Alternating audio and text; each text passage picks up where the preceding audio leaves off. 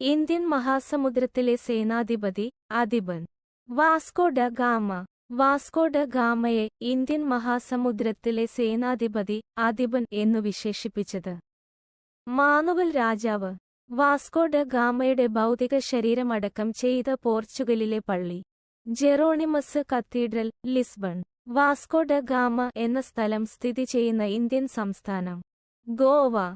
കരമാർഗം ഇന്ത്യയിൽ ആദ്യമായി എത്തിയ പോർച്ചുഗീസ് സഞ്ചാരി പേറോ ഡ കോവിൽഹ. ആഫ്രിക്കയിലെ ശുഭപ്രതീക്ഷ മുനമ്പ് ചുറ്റി സഞ്ചരിച്ച ആദ്യ പോർച്ചുഗീസ് നാവികൻ ബർത്തലോമിയോ ഡയസ്, 1488. വാസ്കോ ഡ ഗാമയുടെ പിൻഗാമിയായി ഇന്ത്യയിലെത്തിയ പോർച്ചുഗീസ് നാവികൻ പെഡ്രോ അൽവാരസ് കബ്രാൾ, 1500. കൊച്ചിയിൽ പണ്ടകശാല സ്ഥാപിച്ച പോർച്ചുഗീസ് നാവികൻ അൽവാരസ് കബ്രാൾ. ഇന്ത്യയിലെ ആദ്യത്തെ പോർച്ചുഗീസ് വൈസ്രോയി ഫ്രാൻസിസ്